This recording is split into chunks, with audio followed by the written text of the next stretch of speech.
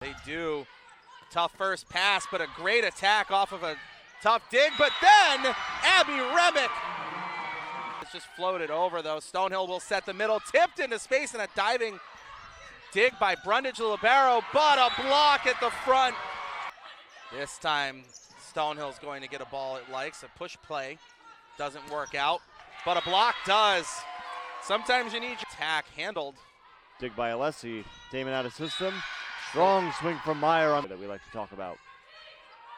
Let's see if they go to it. There it is. And Daemen was ready for it, although it does end up with a free ball. Daemen on the attack at the net. It's a diving play. Stonehill just has to go over. Great work to keep that alive at all. Big slide from Monahan on the serve. Floats it into play. Set in the middle. There's and Daemen. Yes. I was just about to say I'd like to see her get involved in this next play. She's had a really good offensive presence. Daemen setting there left again. It's rejected. Great block at the front. That's Burgess and McCloskey, and I think Daemen needs a timeout. I think Libero is the one who ends up with the dig, and the attack is blocked at the front line. Perigine, McCloskey. Stonehill's attack blocked. Armstrong got all that one. She was really off mismatch block.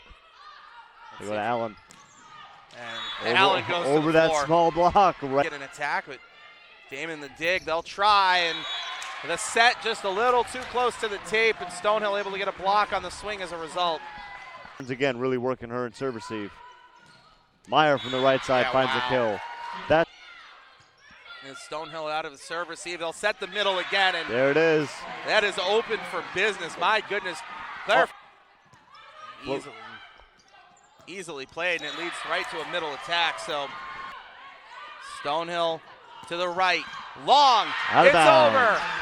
And the Daemen College Wildcats will go to the East Region Championship. That final swing was the Waterloo for Stonehill. No.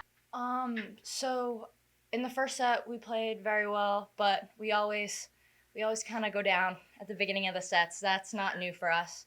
So we were able to just kind of settle in, and we knew what was coming. And once we were able to focus on what we had to do, we were able to pull ourselves back up and play our game. Yeah, I agree. I think that our intensity was really great during the first set, and we were able to bring that back and fight back in the second and the third set.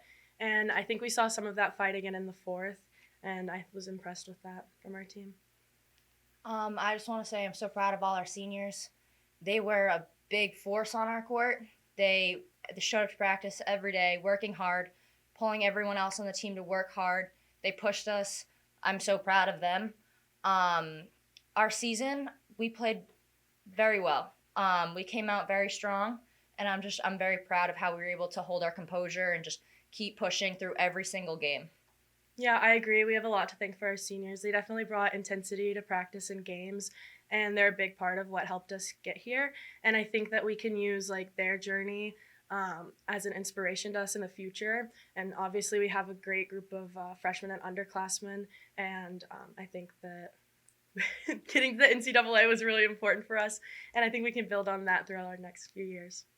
Yeah, I think set one, I think like the players said, we're not unused to being down. We tend to we like going down 5 points for some reason and feeling like an underdog before we crawl our way back and push. But overall, I think just like any big match, every team's going to have nerves, and it's just going to be a big momentum swing multiple times, which again happened tonight. So, I think in set one, it was just sort of that they started with a few, I want to say easy points. They were certainly earning their points and making us work for them, but there was just a couple of miscues on our end that put us in a hole. But then once we sort of settled in, we were able to ride that momentum through to the end of the set, which was great. And then sort of go from there. Yeah, I think again we went down early. I think again I called the timeout and we were down 5 points, so it was 7-2 when I called the first timeout.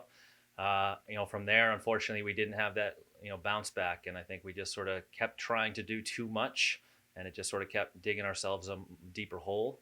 During our second timeout, it just more or less came down to we knew the energy on the court wasn't there. We knew we weren't executing, and I think we knew we were down so much that the chances of coming back were so slim. We're pretty realistic like that. But we wanted to make sure that we changed our mindset so that we could move on to the next into set 3 with a little bit of momentum on our side. And I feel, we got much closer than I ever anticipated, and certainly had an opportunity to do it. And, Daemen was able to finish things off. So good for them. They played very, very well. So, but we felt we carried some momentum into set 3 and sort of battled back and forth, and, unfortunately just couldn't come out with it. And then certainly set 4, we sort of took momentum, gave it away, took momentum, and then ultimately gave it away. And, unfortunately that's the roller coaster of volleyball. Yeah, I think, right from the get-go, we knew even last year during the COVID season that, this group of seniors as juniors last year were going to be our leaders. I think they had a ton of confidence in themselves.